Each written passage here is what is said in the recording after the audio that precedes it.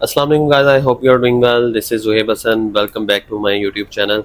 और रिक्वेस्ट है कि चैनल को सब्सक्राइब कर लें और बेल आइकन को प्रेस कर दें। वीडियो पसंद आए तो लाइक और शेयर कर दें ताकि आप मज़ीद जो है स्टूडेंट्स भी इससे जो है फ़ायदा उठा सकें और आपको भी नॉलेज में इजाफ़ा हो सके।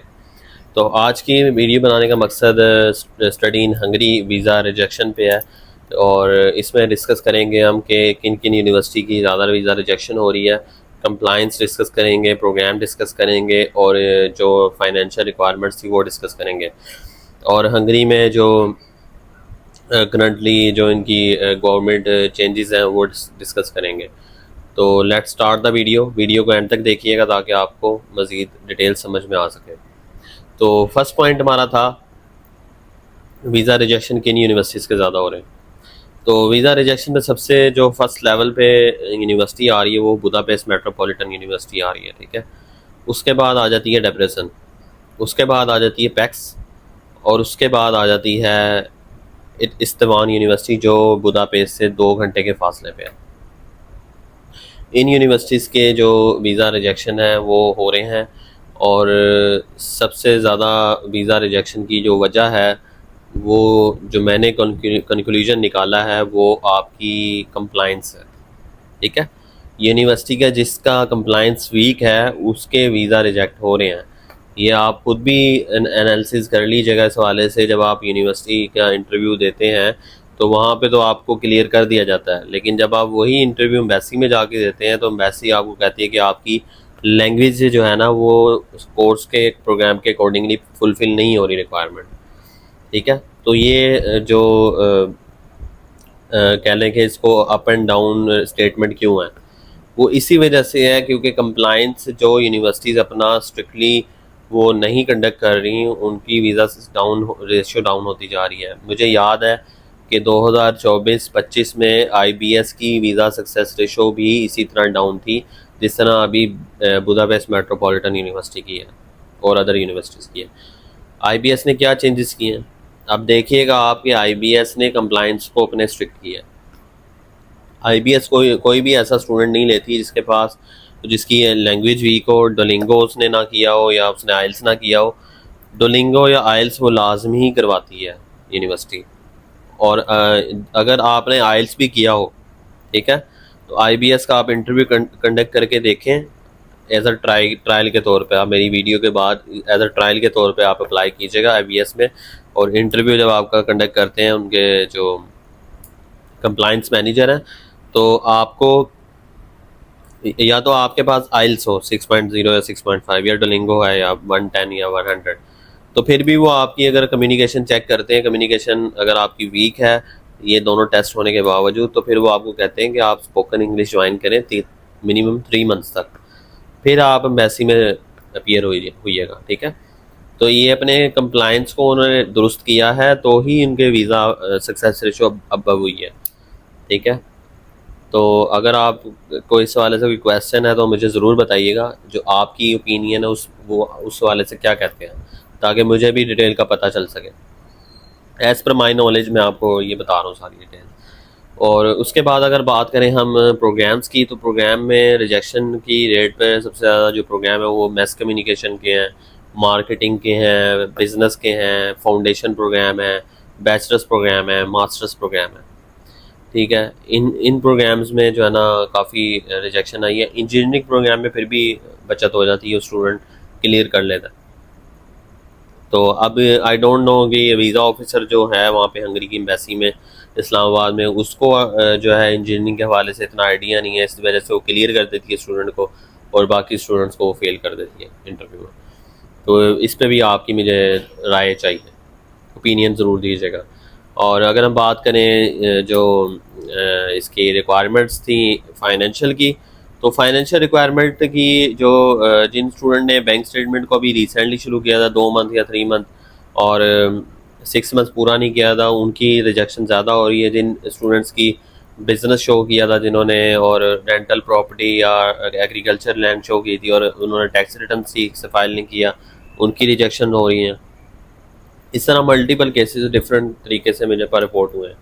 तो इस हवाले से मैंने आपको सोचा कि आपके साथ शेयर कर दूँ डिटेल्स, ताकि आपको भी हाउ नो हो जाए इसकी, और आप फर्दर जो है ना बेहतर तरीके से अपने आप को प्रिपेयर कर सकें एम्बेसी इंटरव्यू के लिए। अभी भी मैंने जो वीज़ाज़ हैं वो सबमिट करने हैं। अभी रिसेंटली मैंने जो 31 जुलाई को अपॉइंटमेंट है IBS की, वो वीज़ा सबमिट करना है, और डेब्रेसन का भी वीज़ा सबमिट करना है। तो लेट्स सी कि अभी अपकमिंग अगस्त में क्या रिज़ल्ट्स आते हैं। लेकिन होप फॉर द बेस्ट के मुझे उम्मीद है कि वीज़ाज़ अप्रूव होंगे अगस्त में भी। लेकिन डिसपॉइंट बहुत किया है हंगरी की एम्बेसी ने, क्योंकि वहाँ पे स्टाफ न्यू है, और जैसा कि मैंने शुरू में वीडियो में बताया कि हंगरी में कुछ चेंजेस हुए हैं जो कि उनकी गवर्नमेंट के रेलिवेंट थे। तो अब वो सफाई कर रहे हैं, लाइक जो स्क्रूटनी उन्होंने टफ कर दी है, और जो कचरा वगैरह जो दूसरे कंट्री से आ रहा था, इंडिया से, अदर कंट्री से, बांग्लादेश से, तो उसको साफ़ कर रहे हैं। जितना हो सकता है, जितने लेवल पे हो सकता है वो सफाई कर रहे हैं। वो बस सिर्फ इसलिए है कि वो आपकी उनकी इकॉनमी को हिट जो हो रही है, और जो उनको फॉरेन अफेयर्स पे उनके रिलेशन डैमेज हो रहे हैं उसको मेंटेन करने के, डेट्स इट। और उनको कोई कर्ज नहीं है। इसी वजह से आपसे मिसबिहेव किया जाता है एम्बेसी में, क्योंकि आपसे पहले जो स्टूडेंट्स गए हैं उन्होंने बहुत साइलम अप्लाई किए हैं, उन्होंने बहुत मूव किया है, अदर कंट्रीज़ में चले गए हैं विदाउट स्टडी छोड़ के चले जाते हैं, फीसेस जमा करवाई होती हैं उनको छोड़ के चले जाते हैं। तो इस वजह से जो है ना एम्बेसी आपको इसी तरह जो है ना डील करती है कि उनकी जो रेपुटेशन है वो ख़राब की गई है आपके कंट्री के हवाले से, ठीक है। तो अगर हम बात करें IBS की, तो IBS का सक्सेस रेशो बहुत अच्छा है। हाँ, इसकी फ़ी थोड़ी ज़्यादा है, लेकिन इसकी सक्सेस रेशो बहुत अच्छी है। स्क्रूटनी बहुत टफ है इसकी।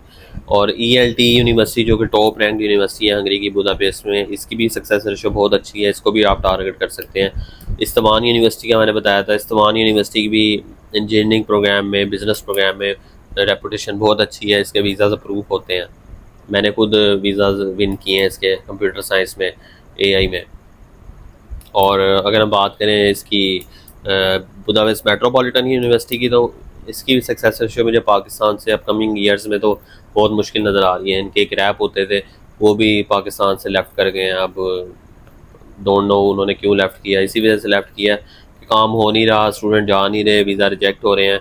2025 से इसकी जो है ना वीज़ा सक्सेस रेशो डाउन हुई है बुदापेस्ट मेट्रोपॉलिटन यूनिवर्सिटी की। और डेब्रेसन की वीज़ा सक्सेस रेशो अच्छी है, नो डाउट, लेकिन वो उसका कंप्लाइंस को उस पर काम करना पड़ेगा। जब तक वो कंप्लाइंस अपना स्ट्रॉन्ग नहीं करेगी, उसका पाकिस्तान से कुछ नहीं हो सकता।